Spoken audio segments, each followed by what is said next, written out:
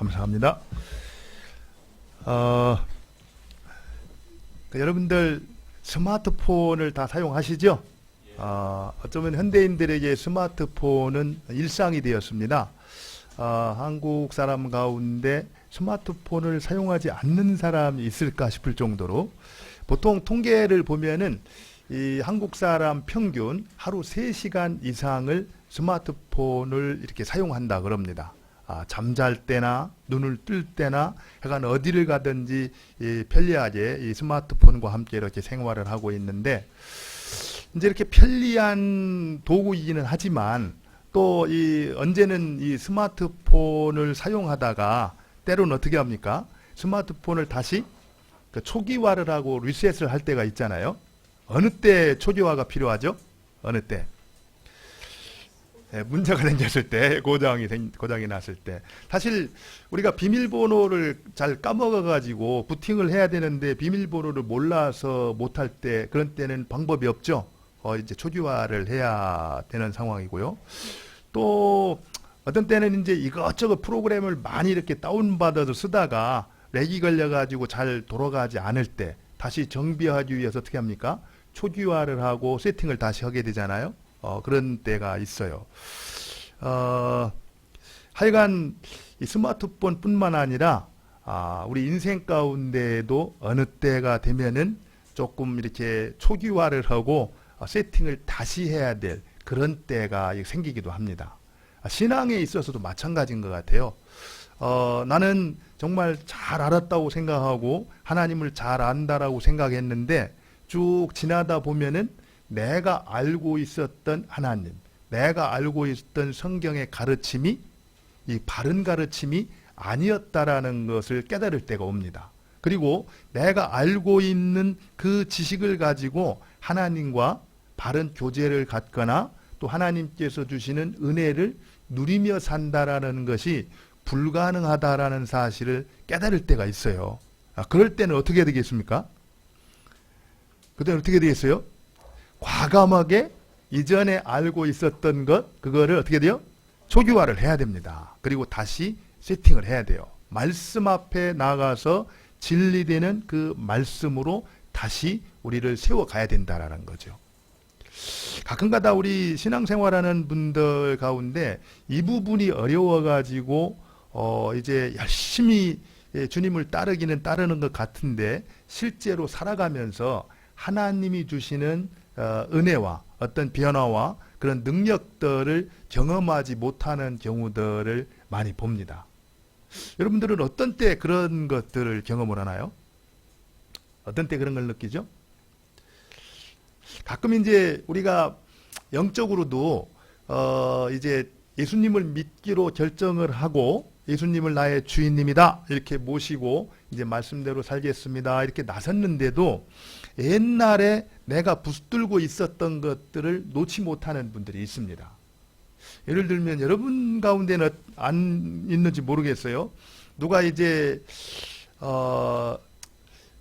이 사람이 내 정해놓은 배우자인지 아닌지를 잘 몰라서 그런 때 그런 걸 정확하게 잘 가르쳐주고 찝어주는 데가 있죠. 어디가 합니까? 뭐 점을 보러 간다든지 또는 예수를 믿는데도 불구하고 뭐 이렇게 보통 우리가 이사를 하거나 중요한 일을 앞두고 나서 좋은 날짜를 선택해서 이렇게 가야 된다고 생각하는 분들이 있잖아요. 없나요? 뭐 그런 분들이 있어요. 그리고 또 그뿐 아니죠. 또 우리가 하나님을 섬기면서 우리가 조상을 기억하고 기념하는 것은 참 바른 일이지만 그 조상 신을 우리가 이렇게 제사함으로써 내가 우리 가족이 잘 될 수 있다라고 생각하면서 그것을 끊어버리지 못하고 제사를 드리는 그런 경우도 있습니다. 이런 경우들을 보면은요, 하나님께서 내 인생 가운데 찾아오셔서 나와 동행하시며 나를 최선으로 인도해 주고 싶어도 그런 것들이 우리를 가로막고 있기 때문에 하나님께 어떻게 하십니까? 우리 가운데 충만히 임하셔서 우리의 주인님이 되셔서 우리를 이끌어갈 수가 없게 되는 겁니다. 이런 때는 우리는 어떻게 돼요? 과감하게 내가 이제 예수님을 하나님을 나의 주인님으로 섬기겠다고 결단을 했을 때는 그 이전에 붙들고 있었던 것들 어떻게 돼요? 다 초기화를 해야 됩니다. 리셋을 해야 돼요.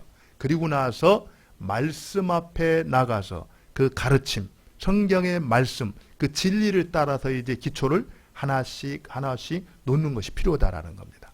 사실 오늘 이제 이 본문의 말씀은 스데반의 설교인데, 스데반이 왜 자기를 변호해야 될 그 자리에서 그 변호를 하지 아니하고 이스라엘 역사를 언급하고 있는가? 이 이스라엘 역사를 소개하는 것을 통해서 스데반은 무엇을 유대인들에게 그 사내들인 공회 옆에서 증거하고 싶었을까? 그 얘기가 똑같은 얘기입니다. 유대인들은 여태까지 자기들이 하나님을 잘 안다라고 생각했어요. 그리고 하나님이 기뻐하는 일을 자기들은 열심히 하고 있다라고 생각을 한 겁니다. 그런데 정작 스데반이 보았을 때 어떻게 했어요? 하나님을 제대로 안 것이 아니고 그릇 알고 있었다라는 거예요. 그 중에서 특별히 율법에 대해서, 또 자기들이 택한 백성이라는 것에 대해서, 또 그리고 성전에 대해서 아주 잘못된 그런 생각을 가지고 있었습니다.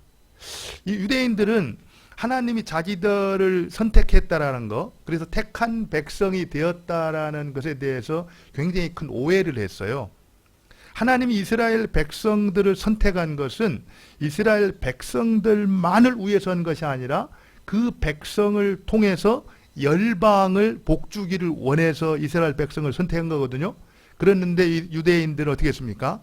다른 민족들보다 자기들 민족이 더 특별하고 우월하기 때문에, 그럴 만한 가치가 있기 때문에 자기들을 선택했다, 이렇게 오해를 했습니다. 그래서 이방인들을 무시하고, 그들이 어떻게 생각하냐면 이방인들은 마지막 심판 때가 됐을 때 지옥불에 땔감으로 쓰일 거다, 이렇게 생각을 했다라는 겁니다. 그러니까 이방인들을 찾아가서 사랑을 전하는 일을 절대 할 수가 없었겠죠. 또 한 가지는 성전에 대해서도 오해를 했다라는 거예요.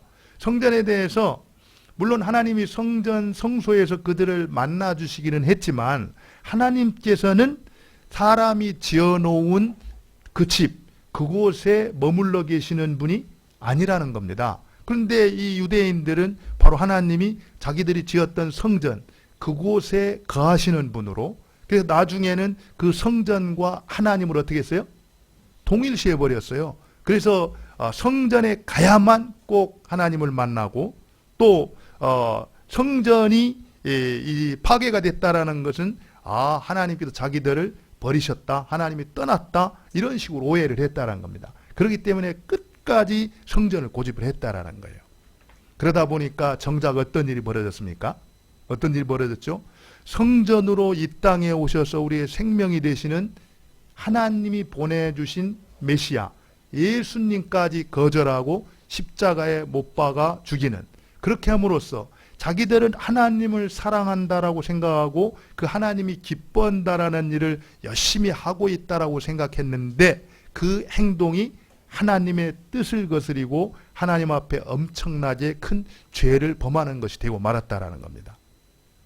그 사실을 이제 모세는 이 역사의 소개, 내 시대의 소개를 통해서 가르쳐주고 있어요. 지난 시간에 우리는 누구를 살펴봤습니까? 아브라함과 함께했던 메소포타미아에서 이제 가나안으로 가는 과정을 했죠. 그리고 이제 이 요셉과 함께 애굽에서 지냈던 또 한 시대를 얘기했습니다. 이제 오늘은 어떤 시대예요? 모세와 함께했던, 이제 애굽에서 이스라엘 백성들을 데리고 나와서 광야에서 40년 동안 생활했던 모세 시대를 얘기하고 있어요. 이 모든 것들을 통해서 가르쳐 주는 게 뭡니까? 하나님이 메소포타미아에 찾아가셔서 아브라함을 부르시고 인도해 주셨다라는 겁니다. 그리고 하나님께서 요셉이 애굽에 있을 때 그곳으로 찾아가셔서 동행하시면서 그들을 인도해 주셨다라는 거예요. 또 하나님께서 때가 되면 모세를 애굽으로 보내가지고 그 백성을 인도해서 광야로 이끌어내시고 광야 40년 동안 그 백성들과 동행했다라는 겁니다. 이 사실을 통해서 유대인들이 지금까지 가지고 있던 성전 신학, 뭡니까? 자기들이 지었던 예루살렘 성전 그곳에 하나님이 계신다라는, 그곳에 가야만 그 하나님을 만날 수 있다라는 거, 그리고 그 성전이 자기들을 보호해주고 자기들을 지켜준다라는 거, 그래서 성전이 부서지고 깨졌을 때는 하나님이 자기들을 버리고 떠났다라고 생각했던 이 잘못된 신앙을 스데반 이분은 어떻게 한 거예요? 하나님이 자기 백성들이 계신 곳은 어디든지 찾아가셔서 그 백성들과 동행하신다라는 역사를 소개함으로써 당신들이 지금 가지고 있는 그 하나님을 아는 지식이 잘못됐다라는 것을 지적하고 그것을 돌이킴으로써 살 길을 찾으라고 역사의 소개를 통해서 권면하고 있다라는 겁니다. 그 가운데 오늘 특별히 오늘 본문을 통해서 우리에게 주시는 메시지가 무언가 이런 것들을 한번 돌아봤으면 좋겠어요. 말씀을 듣는 가운데 혹시라도 내가 지금까지 열심히 하나님이 기뻐한다라고 생각하고 그 하나님을 섬겨왔는데 내 신앙 가운데 리셋을 해야 될 정말 깨끗하게 지우고 말씀 앞에서 다시 세워야 될 부분이 있다면은 어떻게 되겠습니까? 거절하지 마시고 잘못됐습니다. 인정하겠습니다. 그리고 하나님 말씀에 근거해서 다시 기초를 놓겠습니다. 이런 마음으로 말씀을 받을 수 있기를 바랍니다. 오늘 이제 말씀은 이제 17절부터 시작을 하는데요. 우리 17절부터 20절을 한번 시작을 할까요? 17부터 20절까지 한번 보도록 하겠습니다. 모세가 어느 때에 이렇게 출생을 하는가 그 배경을 설명해 주고 있는데요. 우리 17절부터 20절까지 같이 한번 읽겠습니다. 같이 읽겠습니다. 시작.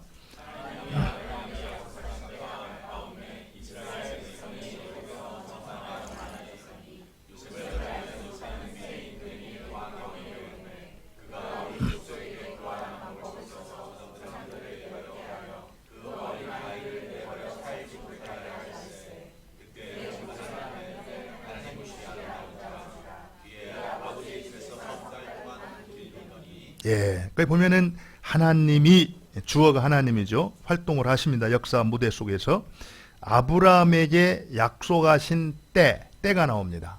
이제 하나님이 활동을 하시는데 그냥 즉흥적으로 활동하시는 것이 아니라 하나님이 정하신 그 때에 따라서 지금 일을 행하신다. 이걸 말씀하고 있습니다. 그래서 또 이제 20절에 보니까 어느 때요? 그때 모세가 태어났다 이렇게 말하고 있어요. 근데 그때가 어느 때냐면은 여러분들 모세가 태어난 때를 정확히 주목할 때가 있는데요. 먼저 아브라함에게 약속하신 때가 가까웠다 그랬잖아요. 그죠? 아브라함이 애굽으로 내려갈 때 하나님께서 아브라함이 약속을 하셨어요. 그곳에서 몇 년 동안 묵다가 나그네로 지내다가 돌아올 것을 약속했습니까? 430년 동안을 그곳에서 이렇게 머물다가 다시 이제 가나안으로 들어올 것을 약속하거든요. 근데 바로 그 때가 가까웠다 이렇게 말하고 있습니다.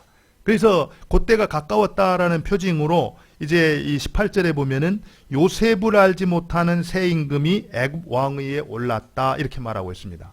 다시 말하면은 요셉이 애굽으로 팔려갔을 때 그때는 처음 이스라엘 백성들이 75명이 이제 그곳에 내려가 살게 됐잖아요. 하나님이 그때 어떤 약속을 주셨냐면은 내가 내 후손이 하늘의 별과 같이 땅의 모래와 같이 큰 민족을 이루게 될 것이다라는 약속을 주셨어요.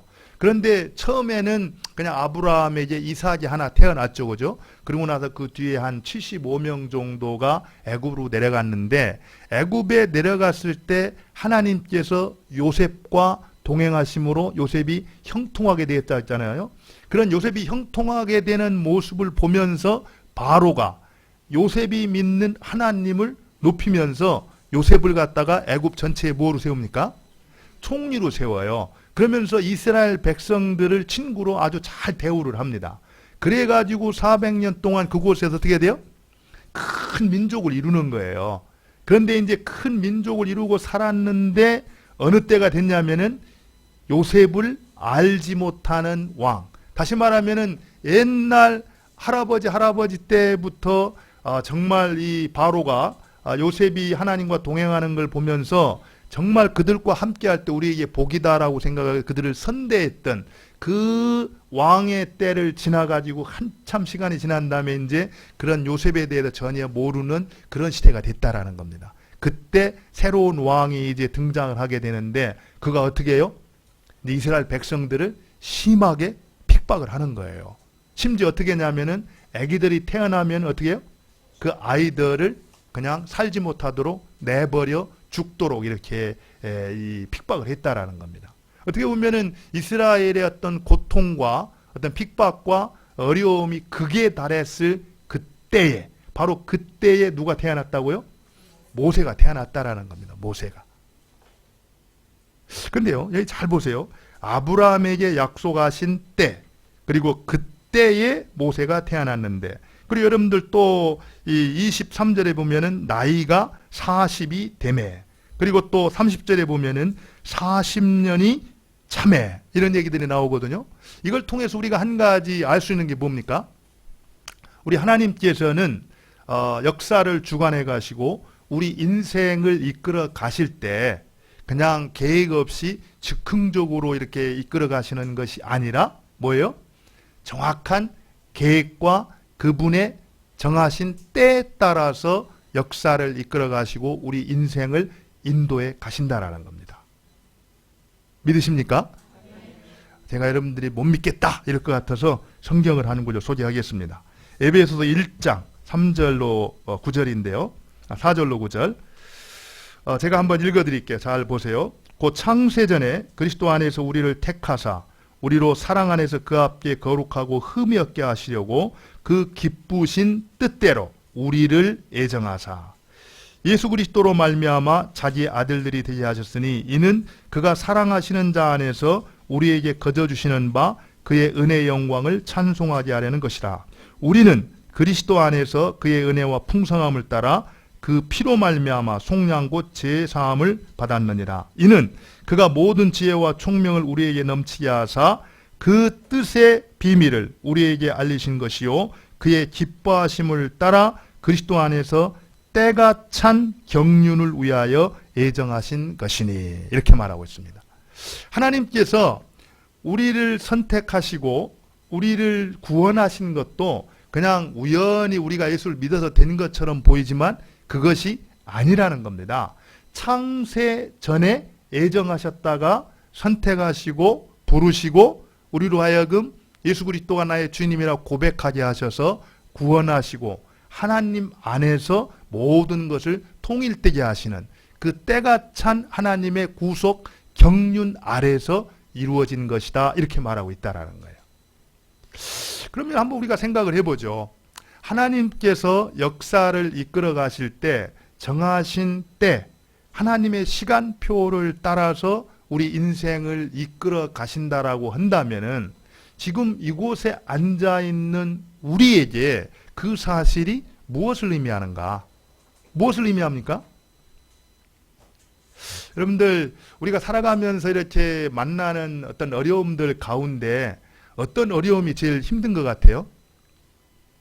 때를 잘 분별하지 못해서 조바심으로 염려하고 근심하고 걱정하는 문제들 아닙니까? 여러분들, 어떤 때는 내가 괜히 걱정했어, 이렇게 될 줄 알았으면 내가 걱정할 필요 없었는데, 이런 때 많이 있죠, 그죠?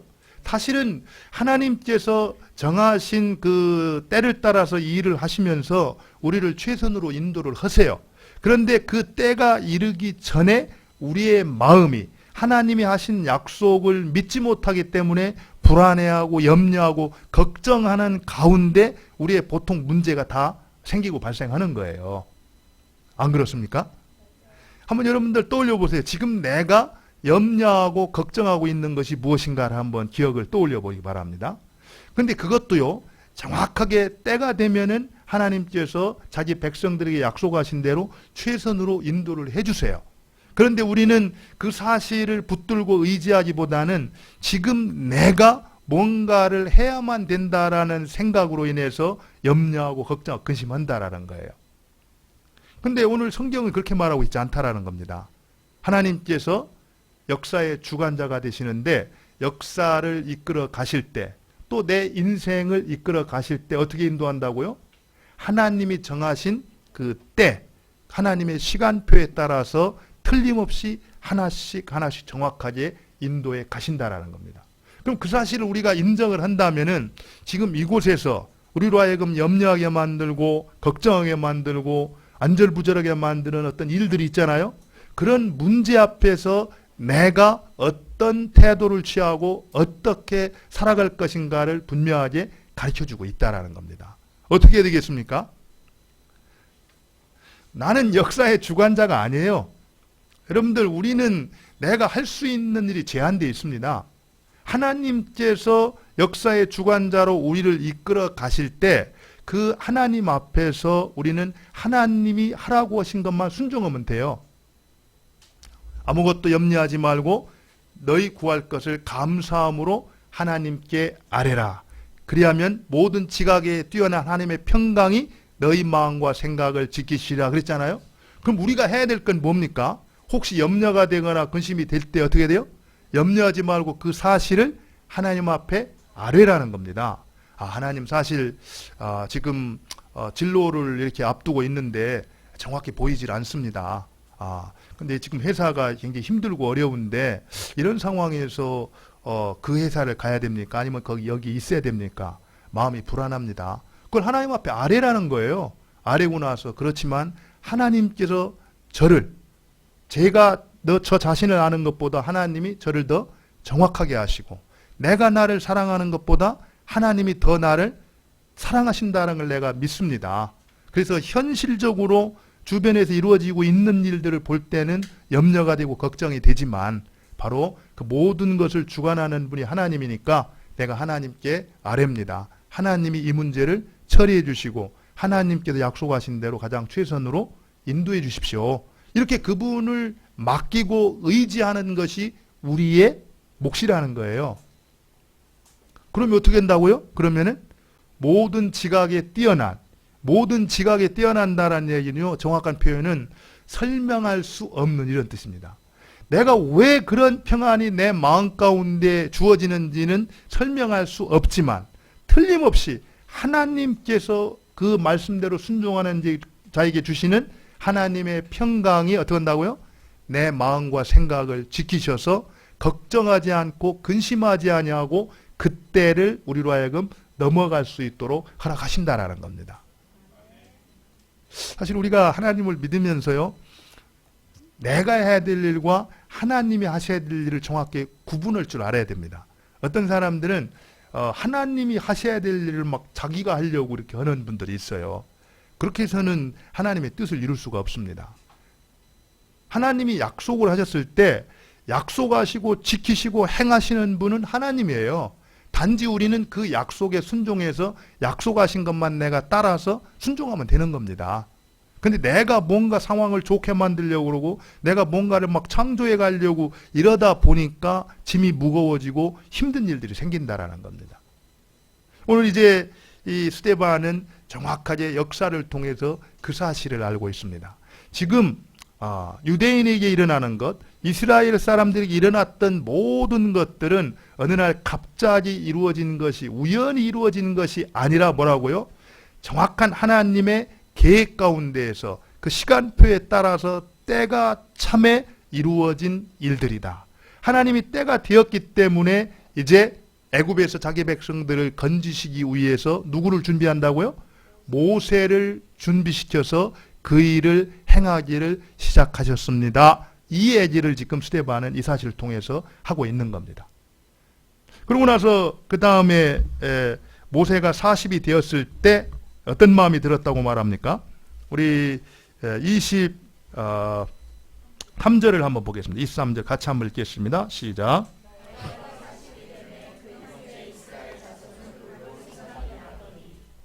거기 보니까 모세가 40이 됐어요. 사실은 이 모세가 굉장히 힘들 때 태어났다라고 성경은 말하고 있고, 그 다음에 이제 이렇게 40이 되어서 그 형제 돌볼 마음이 생겼다 이렇게 얘기를 하고 있는데, 그 사이에 모세가 어떤 인생을 살았는가에 대해서는 별로 얘기가 많지 않거든요. 성경에는 기록이 거의 없습니다. 그런데 역사에는 많은 기록들이 있다 그래요. 이 모세가 바로의 궁전에 가가지고 어렸을 때 어떻게 자랐으며 어떻게 컸고 그가 어떤 영향을 주고받고 이런 것들이 쭉 나와 있는데, 그 가운데 역사가 요세푸스에 의하면은 그런 기록을 하고 있는 걸 볼 수가 있습니다. 이건 성경에 나와 있는 건 아니고요, 역사의 기록입니다. 거기에 보면은 하루는 이제 이 그 바로의 공주가 이 모세를 안고 왕궁으로 들어갔대요. 어렸을 때 왕궁으로 들어가서 공주니까 아버지 그 바로 왕한테 요구를 했다는 겁니다. 내 아들 이 모세가 바로의 왕권을 이어서 그 다음에 왕이 될 수 있도록 좀 해주시기 바랍니다. 이렇게 요청을 했다 그래요. 그랬더니 왕이 그것을 허락을 했대요. 아, 내가 그렇게 하겠다. 그리고선 왕이 자기가 쓰고 있었던 왕관을 벗어가지고선 어린 그 모세아지 이렇게 뒤집어 이렇게 씌워줬는데, 그때 모세가 어떻게 행동했는지 아십니까? 그때 모세가 바로 그 왕관을 내채가지고선 바닥에 던져버렸다 그래요. 근데 그 사실을 애굽의 술사들이 이렇게 보면서 저것은 틀림없이 그 왕관에 이 왕의 재앙이 임할 것이다라는 표시이기 때문에 저 모세를 죽여야 된다 이렇게 말을 했다고 합니다. 그때 바로 공주가 그 아버지의 주의를 돌이키면서 그 모세를 그런 위험에서 이렇게 건져가지고 살 수 있도록 설득을 했다라는 그런 기사가 나옵니다. 그 얘기를 보면은요, 그 배경 가운데 우리가 알 수 있는 것은 모세가 나중에 바로의 공주의 아들됨을 취할 것을 이제 그 여기지 아니하고 이스라엘 백성들과 함께 고난받기를 진리했다라는 히브리 기자의 고백이 나오잖아요.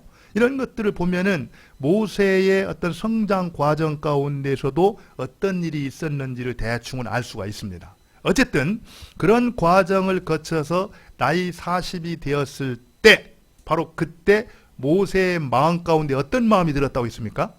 어떤 마음이 들었다고 했죠? 그 형제, 이스라엘의 형제들을 돌볼 마음이 이제 마음에 들었다, 생각이 났다, 이렇게 말하고 있어요. 이건 굉장히 중요합니다. 하나님께서 자기 백성들을 선택해서 그에게 어떤 사명을 맡길 때 그때 어떤 일들이 이루어지는가를 볼 수가 있거든요. 만약에 여러분들이 살아가면서 나를 향한 하나님의 뜻과 계획이 무엇일까? 하나님께서 왜 나를 이 땅에 보내셨을까? 나를 이 땅에 하나님이 보내셨다라고 한다면은 이 땅 위에서 무엇을 통해서, 무슨 일을 통해서 내가 하나님을 섬기기를 원하실까? 뭐 이런 부분들에 대해서 여러분들이 고민이 되실 때가 있죠? 고민이 안 되세요? 네. 정말 하나님이 나를 통해서 하기를 원하시는 그 일을 정말 나한테 가르쳐 주신다면은 참 감사하겠다. 내가 그 일을 위해서 충성을 하겠습니다. 이런 마음을 우리 마음 가운데는 다 가지고 있습니다. 그렇죠? 그런데 살다 보면 그게 정확하게 어떻게 돼요?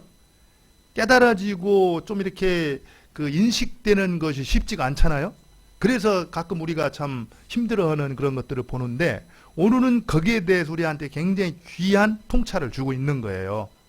무슨 얘기냐면요, 하나님께서 모세를 불러가지고 사명을 맡기기 전에 모세의 마음 가운데 어떤 마음이 생겼다라는 거예요?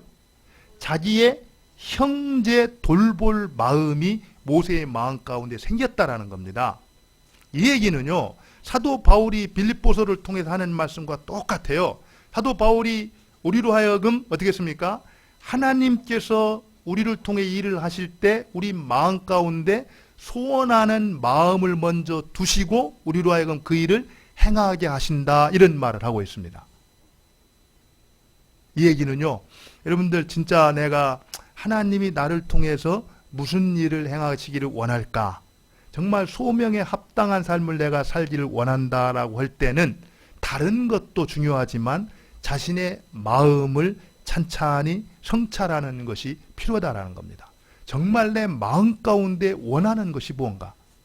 이것은요, 욕심을 따라서 정말 하나님의 뜻과는 상관없이 내 욕심을 따라서 원하는 것이 아니라, 정말 하나님께서 기뻐하신다면 내가 다른 어떤 것도 다 내려놓고 주님을 따르겠습니다. 그렇게 하나님의 뜻을 위해서 하나님을 갈망하는 그 하나님에 대한 그 사랑 가운데서 하나님이 내 마음에 허락해 주시는 그 소원, 그 마음들이 있다라는 거예요.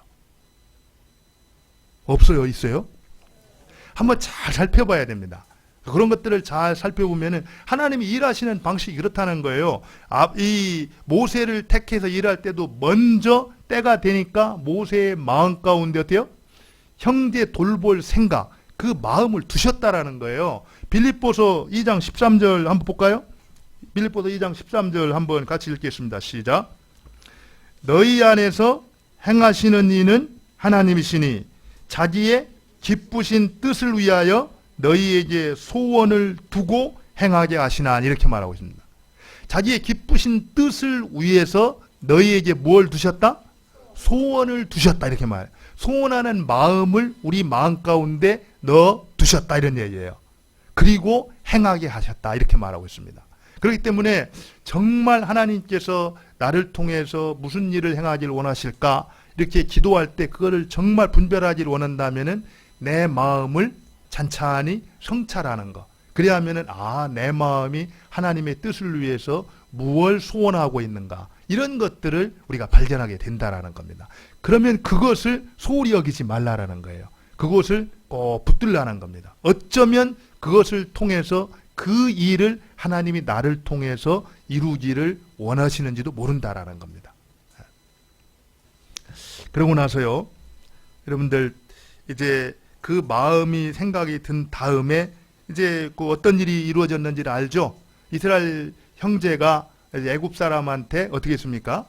이제 공격당하는 걸 봤죠, 그죠? 어려움 당하는 걸. 그래 가지고 그 형제를 도와주느라고 이제 이 애굽 사람을 해쳤죠, 죽였습니다. 그러고 나서 그 다음에 또 다시 가가지고 이제 형제들끼리 싸우는 걸 보면서 그럼 안 된다라고 말리는데 뭐라고 말합니까? 그러면은 좋아할 줄 알았는데 옛날 애굽 사람을 죽인 것처럼 우리한테도 그러느냐, 그러면서 애굽 사람 죽였던 얘기를 꺼내는 거예요.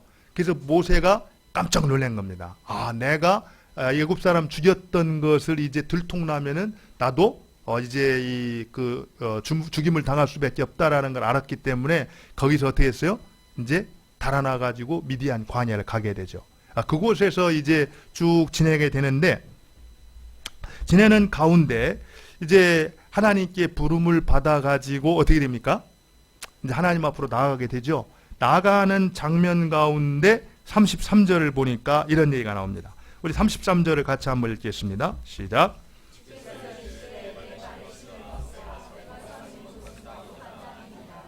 거기 보니까 내 발에 신을 벗어라. 내가 서 있는 곳은 거룩한 땅이니라, 이렇게 말을 합니다.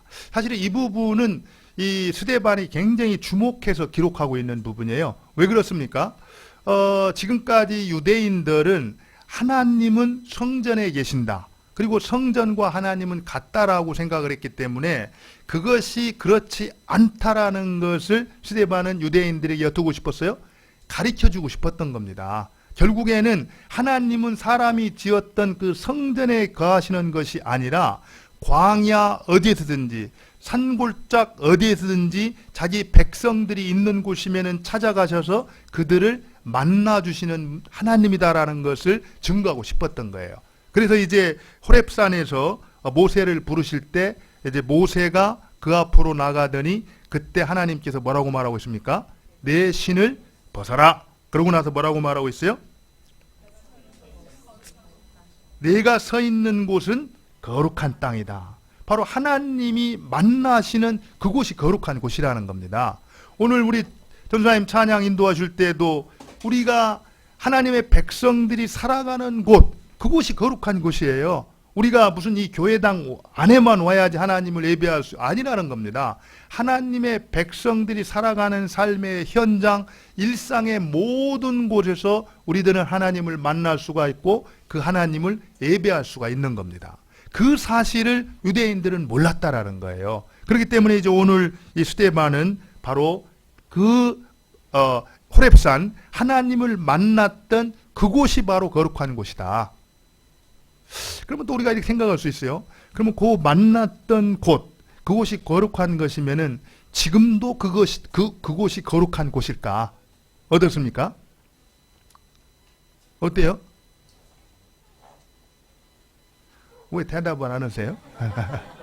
아니 사실은 그곳이 그때 하나님을 만났기 때문에 거룩한 곳이었지만 그 모세가 그리고 하나님 만나고 나서 지나갔으면 그곳은 그냥 평범한 곳일 뿐이에요. 그곳이 무슨 막 옛날에 만났으니까 여전히 그곳이 그렇게 생각하면 유대인들처럼 사고가 되는 겁니다. 성전 안에만 하나님이 계시는 곳으로.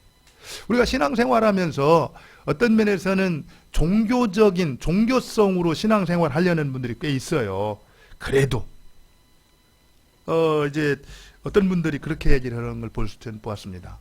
여러분들 그리스도인이 고기를 먹으면 됩니까? 안 됩니까? 고기를 먹으면 돼, 안 돼요? 되죠. 근데 구약 성경에 보면은 이제 성경에서 이렇게 먹어야 될 음식과 먹지 말아야 될 음식을 구분하잖아요. 그래서 어떤 것은 쉽게 말해 돼지고기는 먹어도 됩니까? 안 됩니까? 안 돼요. 그죠?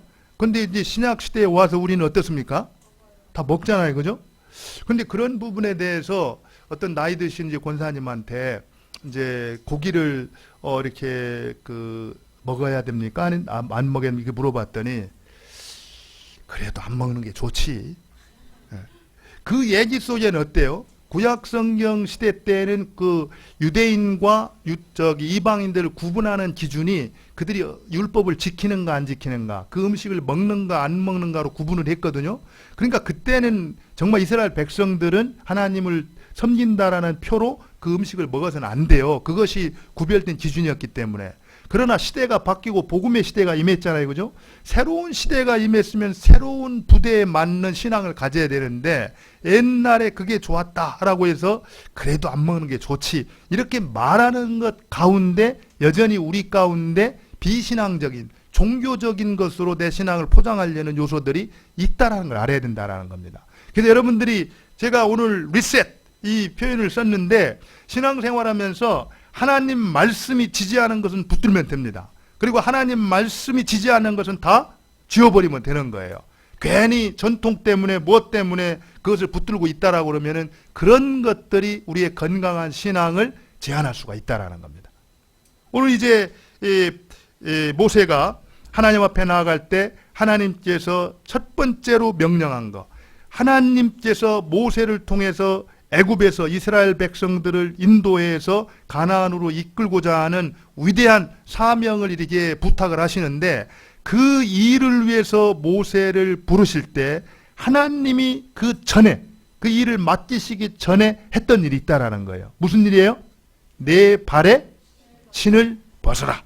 내 발에 신을 벗어라. 이렇게 말하고 있다는 겁니다.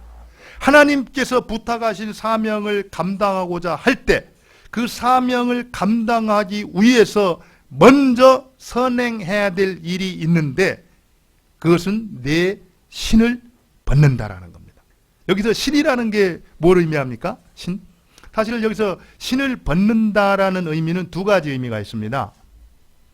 높은 사람 앞에, 권위 있는 사람 앞에 나아갈 때 신을 벗는다라는 것은 첫 번째는 경외감, 존경의 표시입니다.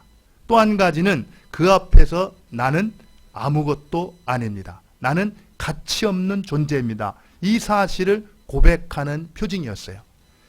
모세가 하나님 앞에 나아갈 때 신을 벗어라 해서 신을 벗는다라는 의미는 정말 하나님은 우리의 친구도 되시지만 우리하고는 비교할 수 없이 거룩하시고 전능하신 만왕의 왕이시고 창조주가 되시는 그 하나님 앞에서 느끼는 경외감, 그 표시로 이제 신을 벗는 것이고요.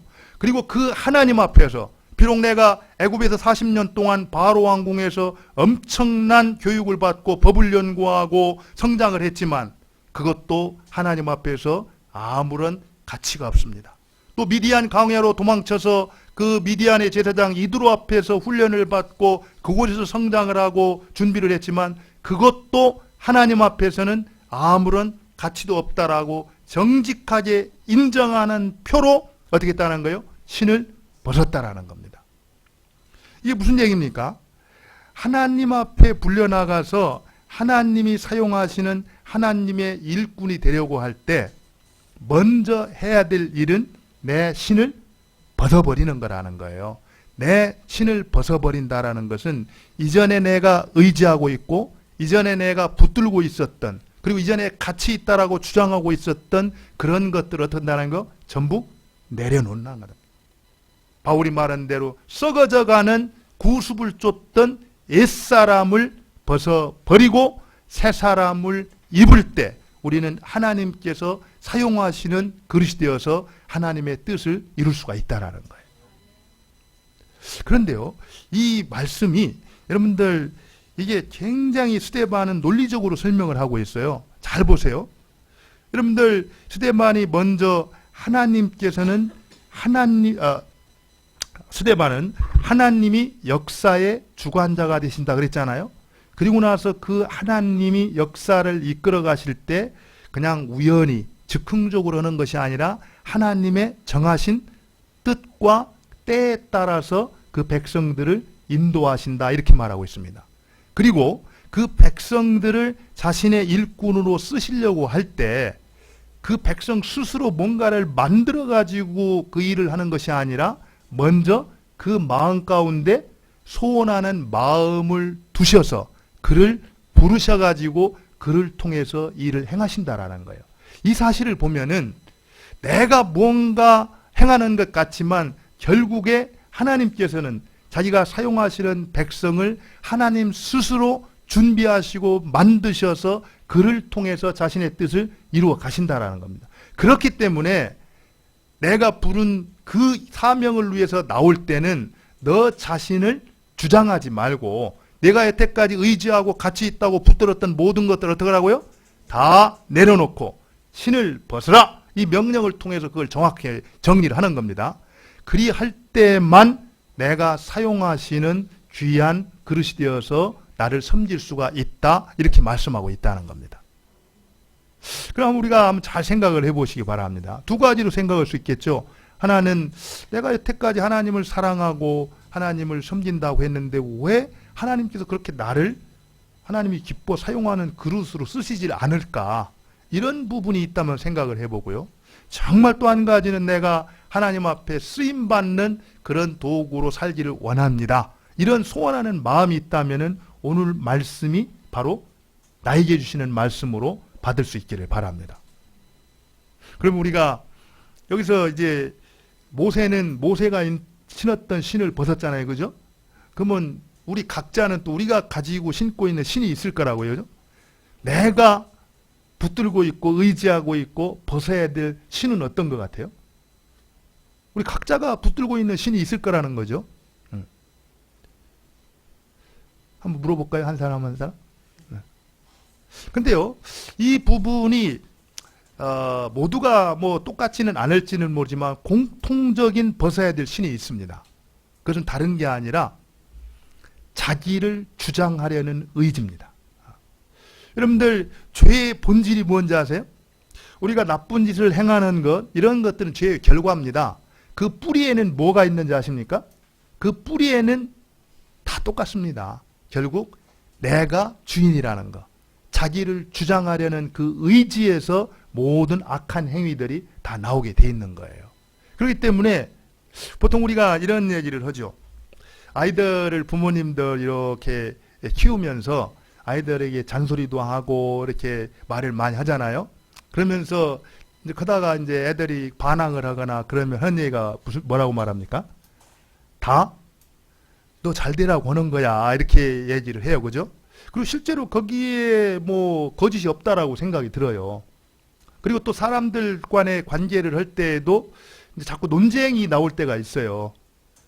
특별히 여러분들, 제가 누구라고 말은 하지 않지만 집에서 부부가 이렇게 그런 논쟁이 많이 있을 때가 있잖아요.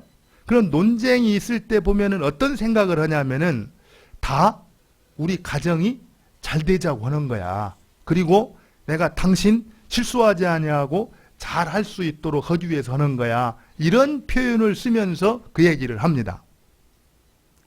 근데 저는 그런 상황에서 어떤 얘기를 하고 싶으냐면은 다 잘 되지 않아도 되니까 자기를 주장하려는 그 의지, 그거를 내려놓으면은 다른 게 다 잘 된다. 이렇게 말하고 싶어요. 실제로요, 가정도 그렇고 교회도 그렇고 나라도 그렇습니다. 어떻게 보면은 정말 나를 내려놔서 일이 어그러지는 경우가 있는 게 아니라 끝까지 자기를 주장하기 때문에 분열이 생기고 다툼이 생기고 문제가 발생하는 경우들을 보게 됩니다. 우리가 하나님을 섬기면서 특별히 하나님께 부름을 받아서 하나님의 일꾼으로 섬길 때 우리가 해야 될 가장 중요한 게 뭐라고요? 자기를 주장하려는 그 의지를 꺾는 겁니다. 그것을 내려놓는 거예요. 쉽지는 않지만, 그래서 예수님께서 누구든지 나를 따라오려거든 어떻게 했습니까? 자기를 부인하고 날마다 제 십자가를 지고 나를 쫓을지니라 이렇게 말하고 있습니다. 결국에 우리가 주님을 따라가고 주님을 섬기는 데 있어서 가장 중요한 것이 있다면 바로 내 안에 깊이 또아리를 틀고 있는 자기 중심성, 마치 우주의 중심은 나다. 그리고 모든 것이 내 중심으로 이루어져야지만이 만족하고 내가 소외가 되어지면은 시기하고 참을 수 없는 자기 중심성, 바로 자기를 주장하려는 그 의지를 꺾지 않는 이상 하나님 앞에 좋은 일꾼으로 쓰임받는 것은 어렵다라는 겁니다. 오늘 이 시간에 우리가 그런 고백을 했으면 좋겠어요. 지금까지는 몰라서 그랬습니다. 그렇지만 정말 말씀을 통해서 하나님께서 가르쳐 주시면은 이제 나를 다 내려놓고 말씀 앞에 순종하겠습니다. 내 신을 벗으라는 그 말씀에 순종해서 내가 신고 있었던, 내가 의지하고 있었던, 내가 붙들고 있었던 내 신을 벗겠습니다. 그리고 하나님의 말씀으로 성령으로 새롭게 하시고 나를 덧입혀 주옵소서. 이런 기도를 통해서 하나님께서 어려운 때 우리를 부르셔서 그 뜻을 이루어 가실 때 하나님 앞에 귀하게 쓰임받는 저와 여러분 되시기를 바랍니다. 우리 같이 한번 기도하겠습니다. 이 시간 기도할 때 이렇게 기도했으면 좋겠어요. 하나님이 주권자인 것을 믿습니다. 하나님이 정하신 때를 따라서 우리를 인도해 가시는 걸 믿습니다. 내가 나를 주장하지 아니하고 하나님의 계획에 내 뜻을 맞추겠습니다. 그리고 하나님께서 부르실 때, 내 신을 벗으라 명령하실 때 내가 붙들고 의지하고 있었던 모든 것을 내려놓고 말씀으로 덧입고 성령으로 충만받기를 원합니다. 나를 새롭게 하여 주옵소서. 우리 말씀을 생각하면서 합심해서 기도하도록 하겠습니다. 기도합니다.